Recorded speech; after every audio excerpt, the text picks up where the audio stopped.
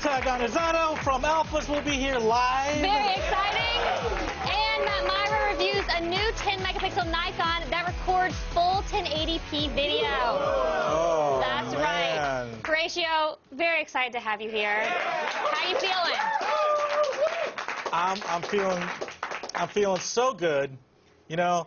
Is it the best day of your life? It's one of the best days of my life. I figured Absolutely. It was. It's more important than when I gave birth to my twins. You know what? I went and saw Paranormal 4. This weekend? Yeah. How was it? Not good. Was it scary? It was scary, yeah. It was. Just not good. But you did some scary stuff this weekend. Boy, did I ever. I stayed at a haunted hotel. And stayed in the haunted room of the haunted hotel. And woke up to whispering in my ear and peaced out at 1:30 in the morning. I was like, time to get out of here. I heard footsteps, I heard whispering, and I was like, it's time to go, time to go. So I got home at like 4 o'clock this morning and then went to bed. Yeah. Yeah. You're like, sure, yeah, Candace. It's true. It happened. I was in the closet and left at 2 in the morning. You were whispering in my ear. I was doing a lot of stuff. You got me there. You got me there. So, Candace, what happens now? What do we do? Oh, well, now we go around the net. Oh, sweet.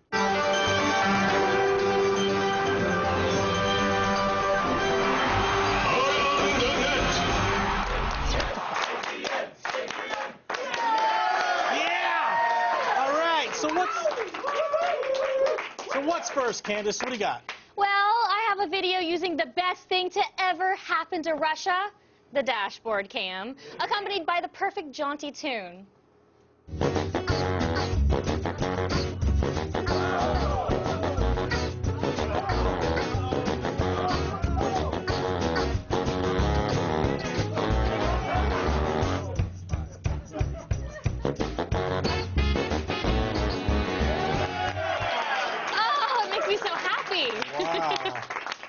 Why wasn't Russian Ghost Rider's head on fire? I don't know. Have you ever ridden an ATV? No, but I did see will.i.am on one that was enough for me. Wait, hold on. Back it up. Where did you see this? He was at Sunset Junction with an orange three-wheel motorcycle. And, bright orange. He was stopping traffic and taking pictures with fans, so that was nice. Shut up! Did he really? Yeah. Oh, that's great. Did you take a picture with him? I got on back and he took me to Burbank. That's awesome. And now, an important reminder that when you hire a balloon clown for birthday parties, you want to ask for references, or at least see what kind of videos they put on YouTube. Now, here is a hint. If they use a techno soundtrack, it is a bad sign. Oh, yeah.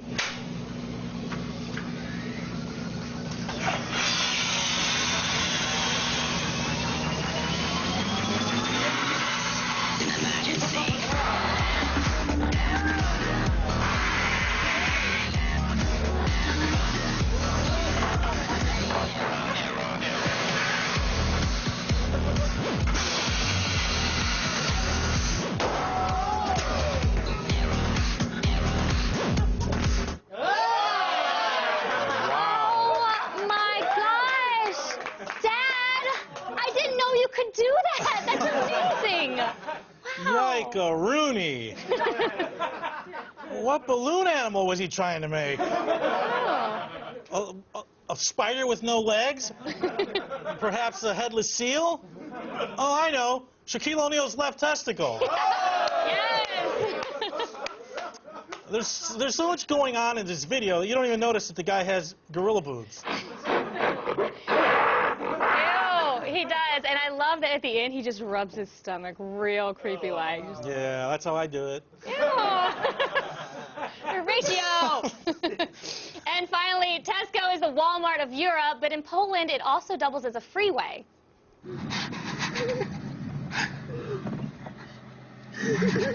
Dobra, cicho.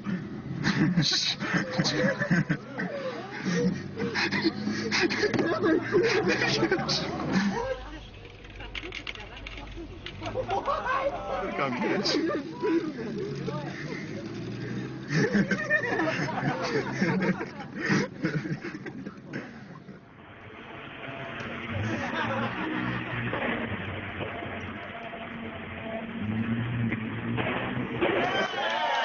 Amazing!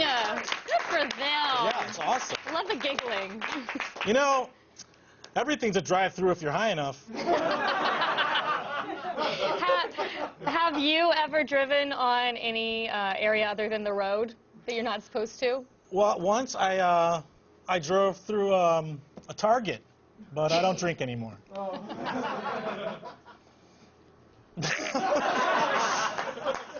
And that's all we got for Around the Net.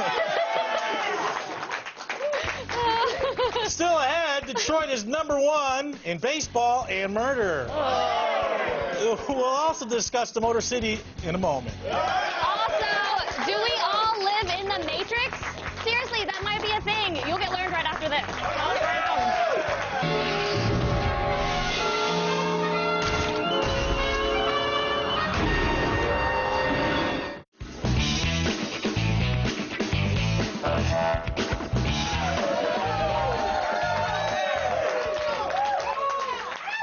Welcome back, everybody. There's a lot going on in the world today, specifically in ancient New Jersey, where archaeologists unearthed the parchment that had the mysterious inscription, "If you want to smoosh the honeys, you got to bronze your body condom, bro."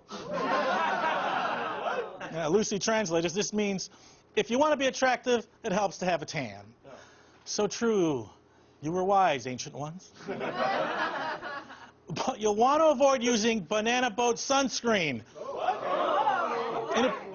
In a pure definition of irony, the Canadian manufacturer of the Banana Boat line has recalled 23 spray-on sunscreen products, saying there's a risk they could catch fire on one's skin if exposed to a source of ignition. You know, like a cigarette or a tiki torch, or maybe the sun. Now, the cause of these problems seem to be a faulty nozzle that allows for more of the product to be sprayed on than normal. But I have a question, the logic of this. Canadian sunscreen, what are they doing? They're not exactly familiar with high heat in that country. The sun in Canada is like our groundhog. Once a year, it peeks its little head out and scampers away, promising 51 more weeks of winter.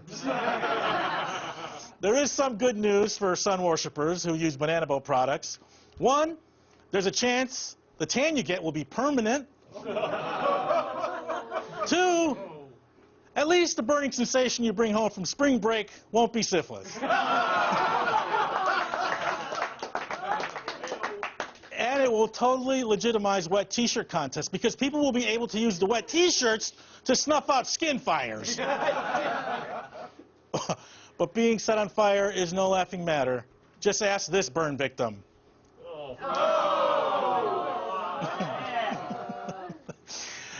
And continuing the bad news, Forbes has just compiled a list of the most dangerous cities in America, and shocker, Detroit is #1. Yes, just as RoboCop predicted, the Motor City is a great place to get shot or stabbed. That and low housing prices, too. For the 4th year in a row, Michigan's largest city topped the crime charts, beating out surprise #2, St. Louis, Missouri, and not surprise #3, Oakland, California, where on Sundays they dress like the apocalypse already happened. Wow. And Detroit isn't scary by U.S. standards. According to Gawker, as of 2010, Detroit also is more dangerous than Karachi, Pakistan, and Juarez, Mexico. You know, the place where people make whimsical sandcastles on the beach with human heads.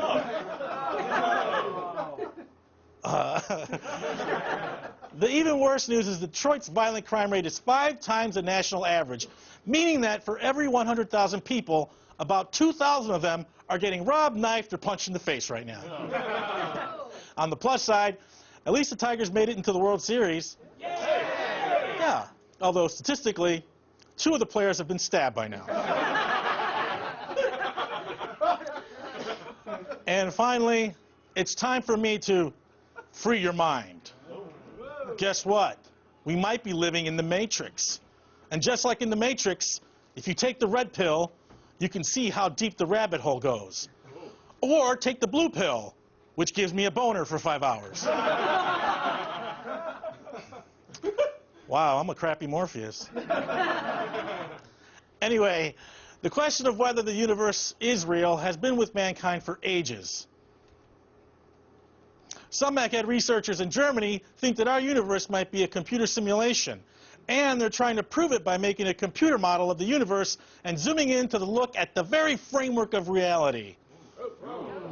Yeah, crazy. To put it into terms that gamers can understand, it's like looking deep into the pixels of a video game and seeing where the artist stopped rendering the playable area. Now, if this is true, it's like Jim Carrey finding out his entire life is a lie, like in The Truman Show, which might be the only possible explanation for him making that creepy love video to Emma Stone.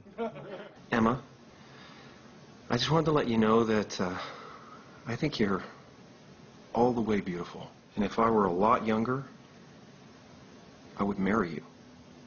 And we would have chubby little freckle-faced kids.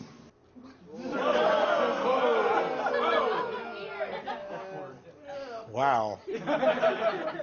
Hey, Jim, I want to sleep with Emma Stone, too, but you don't see me making creepy videos and putting them on YouTube. Ay, chihuahua. Science isn't exactly close to figuring out that we're living in The Sims. Our most powerful supercomputers are just starting to make a dent in the problem. And I say, why rush to find out the answer?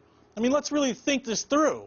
If you want to see the world burn, there's no better way than telling people we're living in a computer simulation. Humanity would devolve into the shortest, bloodiest Grand Theft Auto game ever. But it still wouldn't be as crappy as living in Detroit. Just after the break, senior correspondent for the Huffington Post, Cara Santa Maria, will be here to talk about life as a computer simulation. Stick around.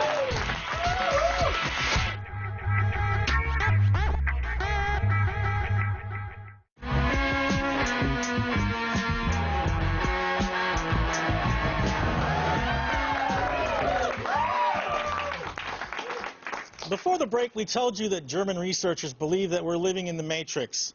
But that's just the tip of the scientific iceberg.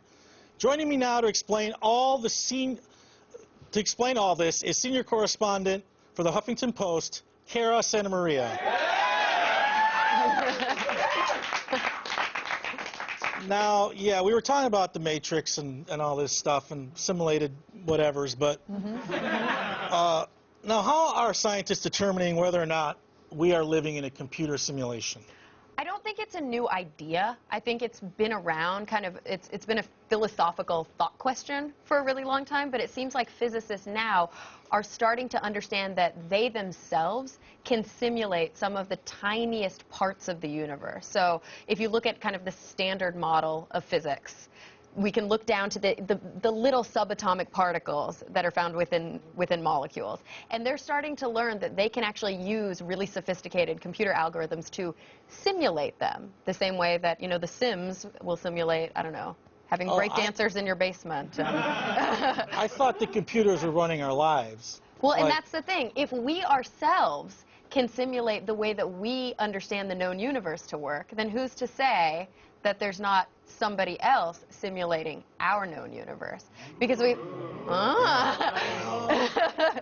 find that as we start to simulate, and we can really only do something that's a few femtometers across, so that's 10 to the negative 15 meters, which is 0.0000 all the way 15 zeros.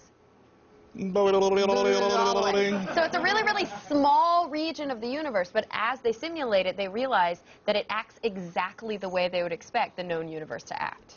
All right, so will someone simulate me eating that bad cheese from 7-Eleven, like the nacho cheese? Like, maybe. I mean, and this is the thing. Can they stop that? I would like to stop doing that. Maybe if you can figure out how to get a line to whoever is controlling us, you know, whoever is behind the joystick in this simulation. I wouldn't mind that. All right, let's move on to superbugs. What are they, and why should we be concerned with them? Now, I hear that, like, gonorrhea is now classified as a superbug. It is. This is very important to me. Okay. I understand. So I recently did a piece on my column on HuffPost Science called Talk Nerdy to Me, which is a video series. And you can see we did this piece about antibiotic-resistant gonorrhea. So we've kind of all, well, some of us may have known about MRSA, or methicillin-resistant staph, for a long time. I actually got MRSA a few years ago, which is a skin infection, and it's just staph. The problem is the staph bacteria itself has evolved to be resistant to antibiotics, so they don't work anymore when you take them. Now we're realizing that gonorrhea is developing a similar antibiotic resistant, and the CDC just came out, I think earlier this year, maybe it was late last year, basically saying there's only one drug left that works.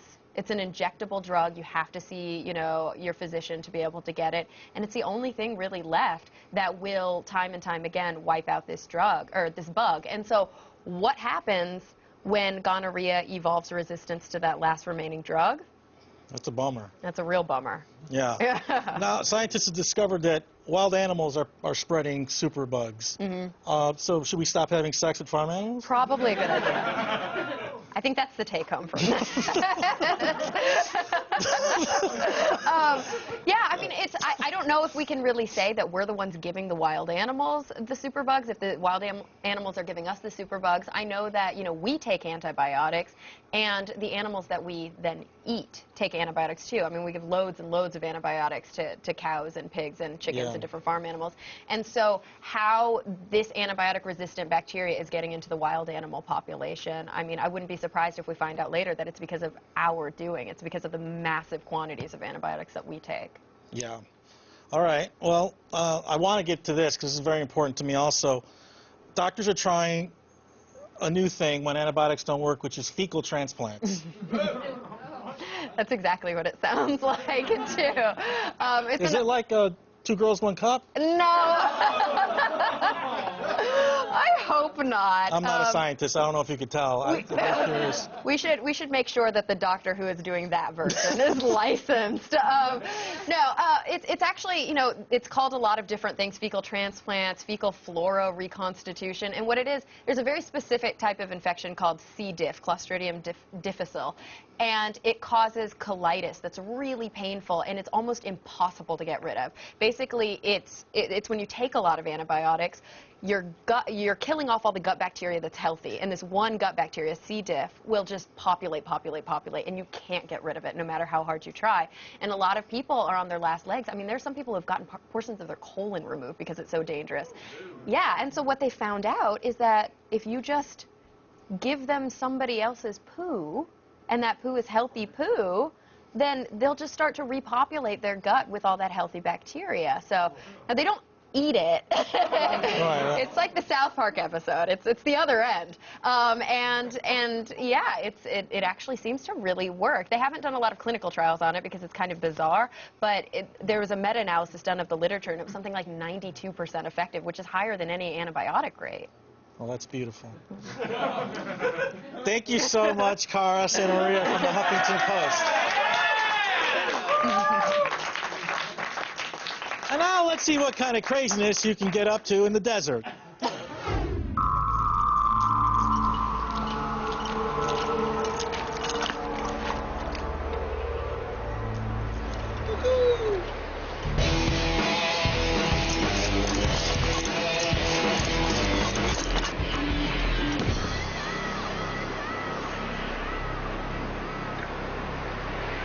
Welcome to Wasteland Weekend, bitch. Ah, the smell of burning gasoline, screaming hooligans, and clinking of metal contraptions can only mean one thing. Wasteland Weekend is here yet again. This 4-day festival, hidden deep within the Mojave Desert, celebrates the end of days. Spectators are welcome to set up camp outside its walls, but the city within is inhabited by costumed clans preparing to take the coming apocalypse head on. But if you want a front row ticket to the end of the world, you gotta join a tribe. So, Emperor, what is your tribe about? We are the Annex. They're brutal in what our message is, and that is spreading imagination and creativity to everyone. Since you're the leader, how would I join your tribe? Well, you will have to do 3 things to get the whole Wasteland experience. Okay, what? You must compete in the Thunderdome. You must participate in the jugger match. And lastly, you must drink the dreaded Master Blaster. I got this.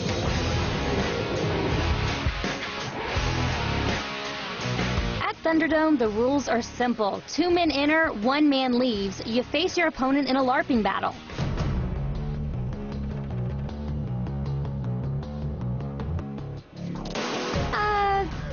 No thanks.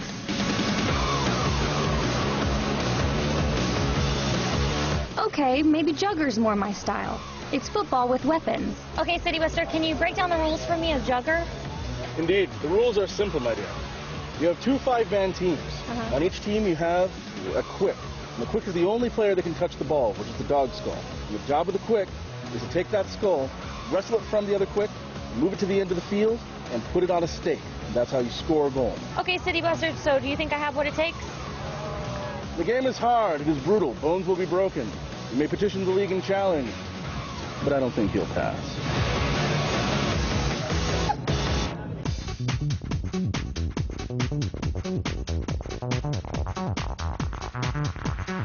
Okay, jugger, Thunderdome, those were a little bit out of my league, but drinking, this I can handle.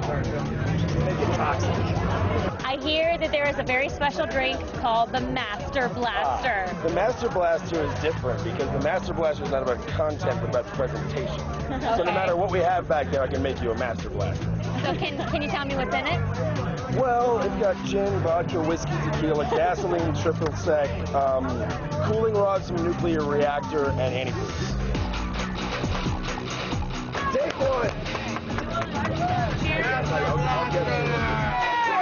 Rules, write it down!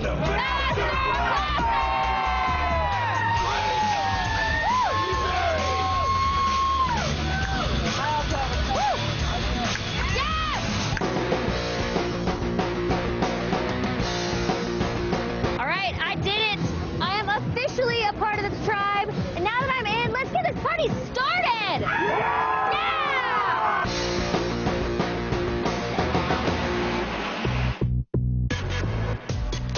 All the news you need to know. It's Monday, October 22nd, and here are your top stories. Listen up, Android users. Your apps might be dishing out a bunch of sensitive personal data like your bank account numbers.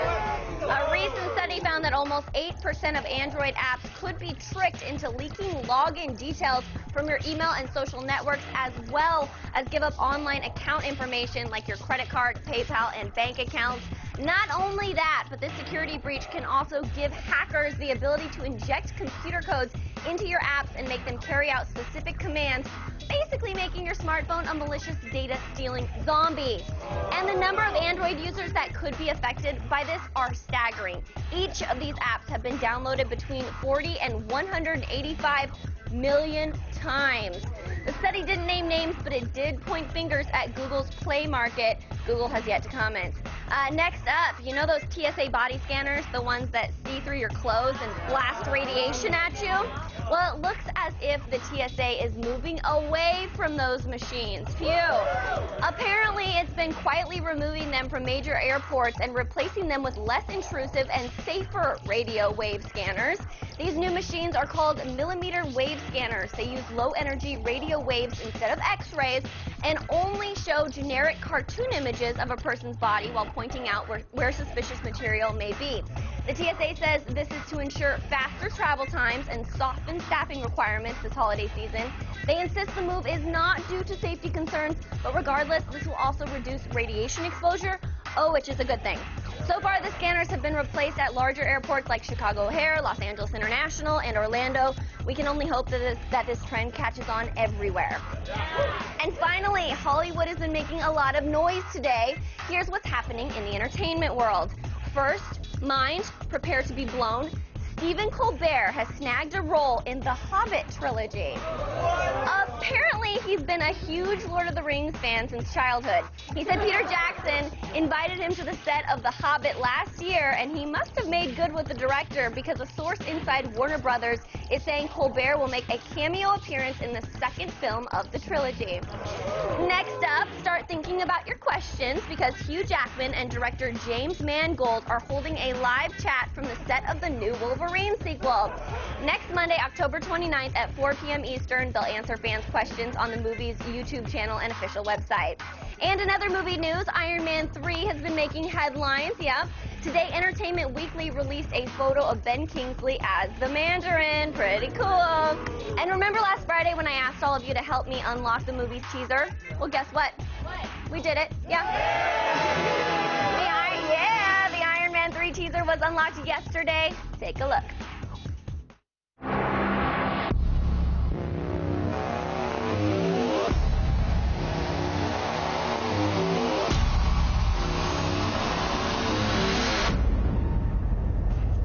Oh, that was short.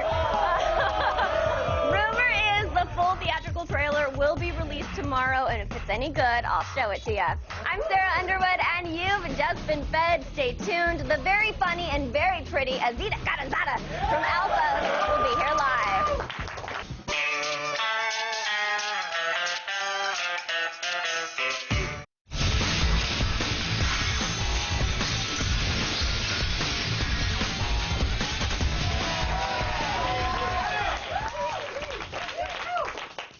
Our next guest has superpowers on TV, I think. Everybody down!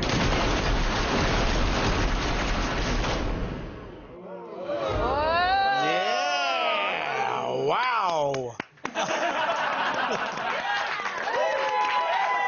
Everybody, please welcome Azita Ganazata. Thank you. Very nice to have you here. Thank you so much. How cool was that scene? Was that in Grand Central Station or something? Sort of. It was in Toronto's version of Grand Central Station called Union Station, and it was so killer to shoot there, but we had to shoot from like midnight till 6 a.m. till like when they shut down, so we had a very limited amount of time there. And then there could only be a certain amount of time that people, like a certain amount of people on each platform, so it was really strict, but we got to shoot there. But those guns, when they shot the guns, like everybody, like the stunt guys would come in, they'd wear glasses, but then they shot them and we didn't have glasses on, like wood chips were flying at us. And like Summer Glau was in that, and she was like, I was the Terminator and this scares me. And I was just like, literally, like I was just like, gee. And so when I'm shouting everybody down, I'm literally telling everybody to get down. That's right. I didn't want to lose my eyeballs. Now, your character has super senses, right? Yeah. Now, do you ever have like, you have to do reshoots because like, you have a booger or... Oh, you mean the extreme close-ups? Or weird hairs in your ear, yeah. If there was a category in the Golden Globes for the most extreme close-ups, I would win. Never, ever has anybody had their ear or their nose or their hands, and I've got pretty hands. They've had to hand double me before, which I like have to approve because I'm like tan. And then they like bring these girls over, and I'm like, no, absolutely not. The girl's not. She is not doubling as my hands. But no, they're really good. They make sure that everything's clean and clear. You should try to do one where there's like an old lady hand. You know what? There actually has been, and if a fan could ever figure out when it was, one of the like, not old lady, but one of the older, I think like a production manager, like threw her hand in there for the insert because they always shoot it, like, so yeah, there's a white girl's hand there doubling as mine. Very nice. Now you have to do a lot of sex scenes in this show. No! You don't? You do? No! I mean, like, is it hard? Now you're a very attractive woman. No! Is it hard for men to keep it together? You know, because I once did a sex scene with Mia and Bialik, and it was Boner Town. How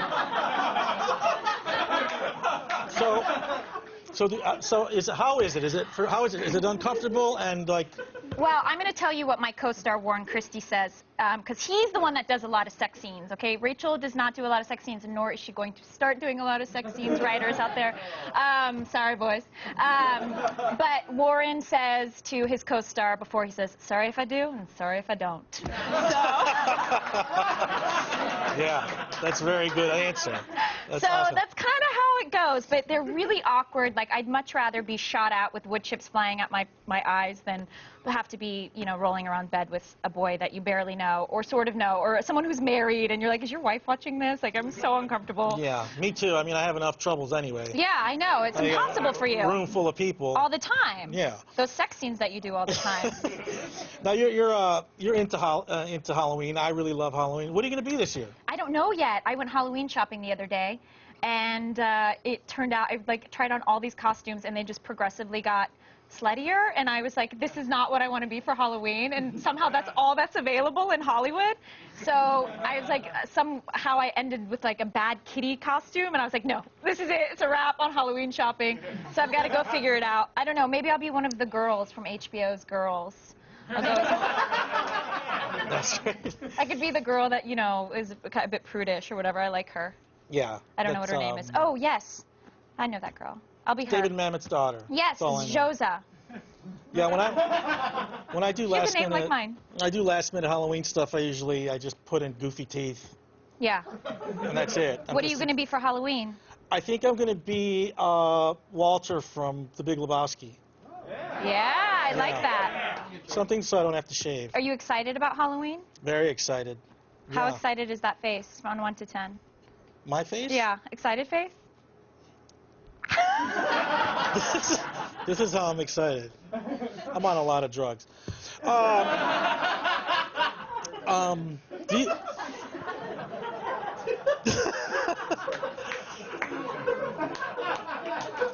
Now, do you scare easily? No. Now, I understand you have a bat that you keep in your room? I do. I have a baseball bat by my bed, just in case intruders come in. It's a Bull Durham novelty baseball bat. Yeah. I mean, it's a great movie. But also, I think it would scare the crap out of anybody if, like, I just come at them with my little novelty bat. I think I'm safe that way. But I used to sleep with a knife under my bed. Yeah, that's But that good. was like the, you know, 4th grade years. So I've grown up a bit. Yeah, I keep an aluminum bat in my bed, too. You do? Right Yeah. by the bed? Yeah. Have you ever had to use it? No. One time I got up and I was going to use it. Yeah. And I was like, oh, my, what am I going to do? The only time I picked mine up was when I was watching American Horror Story. And then that's the only thing that really scares me, is that weird guy in the leather costume. That's it. That's it. It's in here, yeah. All right, well, thanks again. Zita, you were great. Thank you so much. The season finale of Alphas airs tonight on Sci-Fi. Watch it. Thank you so much. Thank you so much. And now over to me! Yeah, now Candace. Still ahead, Matt Meyer reviews a new Nikon camera that's mirrorless. Find out what that means on Prime. Tomorrow on Attack of the Show. Strap on your helmets. BMX rider and Sons of Anarchy star Kurt Yeager is here live. Then Chris Gore drops by to rate Abraham Lincoln Vampire Hunter, and Steve Carell Seeking a Friend for the End of the World on DVD Tuesday. And is Apple's Maps getting you lost? Well, we'll get you on course with the latest map apps for the iPhone.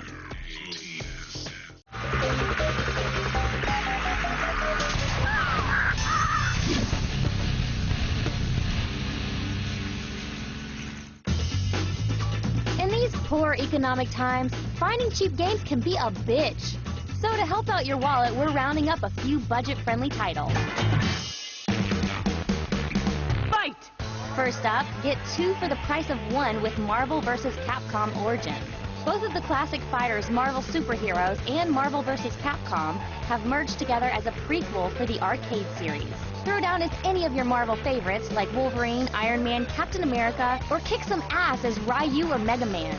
Along with updated graphics, Capcom has also added the ability to change viewing modes, from the over-the-shoulder arcade mode to full widescreen. And if you get tired of owning your friends on the couch, take your skills online with its new multiplayer modes. Crack your knuckles and prepare to put the smack down with Marvel vs. Capcom Origins for Xbox Arcade and the PlayStation Network for $15. Now, if you're still hankering for the games of yesterday, check out the NES-inspired crime parody, Retro City Rampage. Taking homage from the original Grand Theft Auto, in this open-world adventure, you take the role of the player, who is a henchman for the local crime syndicate. As you cut across the town, and mow down its populace, you must defeat the evil good guys, i.e. the police, who are attempting to stop you from your rampage of doom. To do this, you must borrow cars and collect weapons and upgrades to complete various story missions and challenges. But the true joy is keeping up with pop culture references littered throughout the game. Everything from 8-bit games like Zelda, Contra, and Ninja Turtles to film favorites like Bill and Ted's and Back to the Future. With over 60 missions, dozens of vehicles, and uncountable references to the pop culture of yesteryear, Retro City Rampage is a must-have for any geek aficionado. So pick it up on the PSN and Steam for $15. And finally, if paying $60 for the latest first-person shooter seems a bit pricey, then slap on your smiley face with Serious Sam 3 BFE. In this prequel to the Mantastic Shooter series, you play as the soldier Sam who must save humanity from extinction from a horde of evil aliens. Unload on the waves of mercs, monsters, and mutants with all types of weapons ranging from the pump-action shotgun to the alien exploding rocket launcher. And that is where the real fun comes in. It's over-the-top action. Creatures swarm from all over, so using tactics like dodging or taking cover are for the weak. I got a painkiller. If you can handle the extreme, you can pick up Serious Sam 3 BFE on Xbox Live for 15 bones.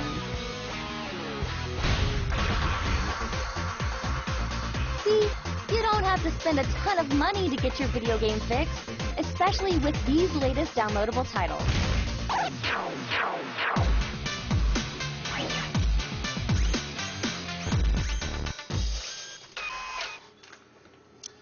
Hey, everybody. Everybody welcome my little brother, Matt Myra. Thank you, Horatio.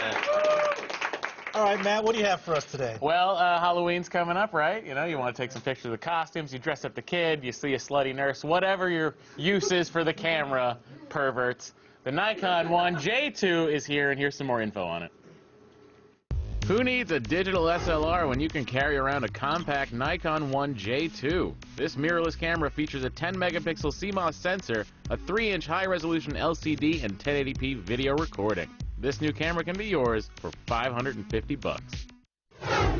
There it is. It's the Nikon N1 J1 update. They're calling it the J2, everybody. It looks exactly the same, so if you see Ashton Kutcher walking down the street, you're not going to know which one he has.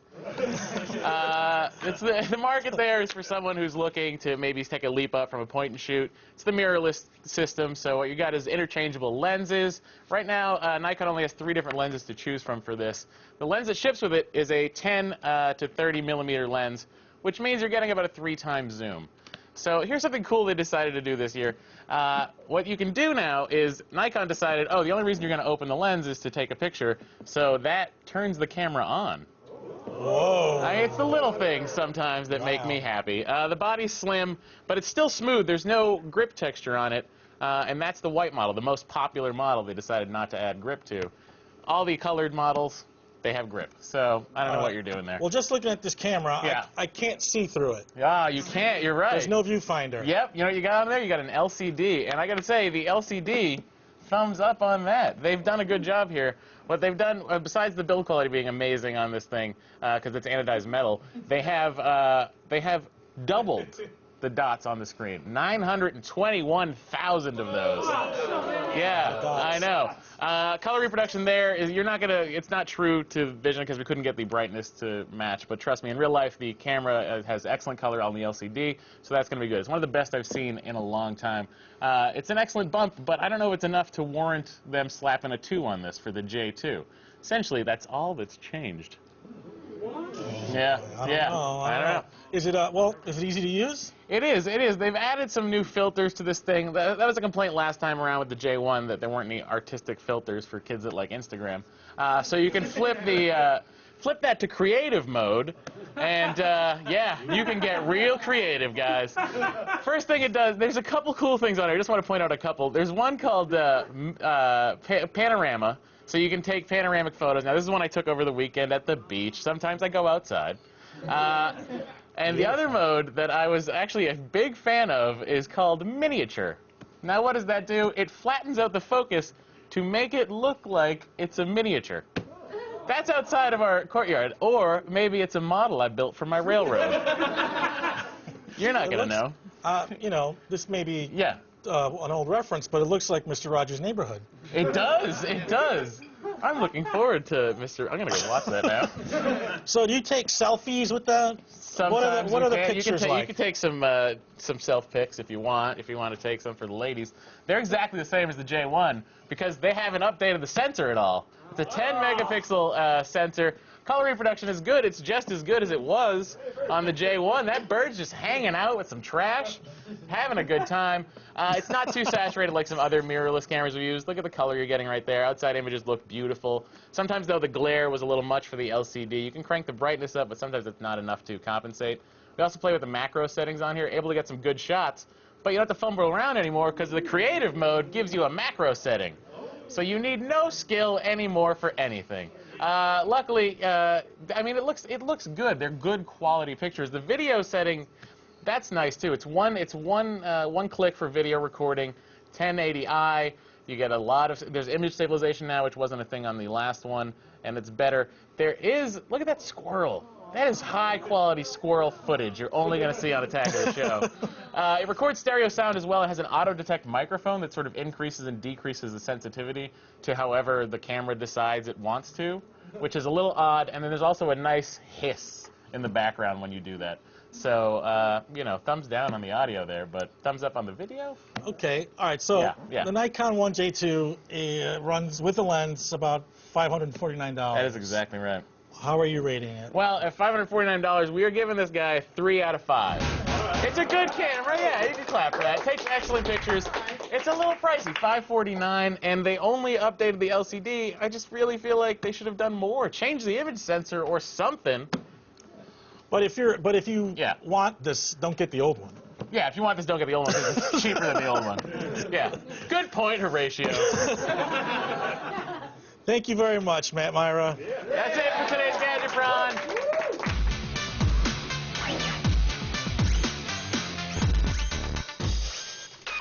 What is this? It's time for the Twitter wall. Let's go over there. M.W. Mowry, would you rather live in the Matrix, the real world that Neo unleashes, or a zombie apocalyptic Walking Dead world? What would you rather live in? I'd rather live in a zombie world. You what? Yeah. I might rather live in a zombie. I just want to live in this world. Aww. I don't want to take any pills. I just want to stay here and be happy. But you can shoot people and not be in trouble. Zombie world! Yeah! You want to do one more? Yeah. The Real Jake 7000. So after the show, does everybody go out for a drink of Master Blaster? Absolutely, every day. We cray-cray around here. What is Master Blaster? You missed the package. You clearly weren't paying attention. I'll take you out today for a Master Blaster, don't worry. Thanks to Azita Gunazada, Matt Myra, Cara Santa Maria, and Sarah Underwood. Good night, I'm here all week. No, seriously. Tune in for the rest of the week. He's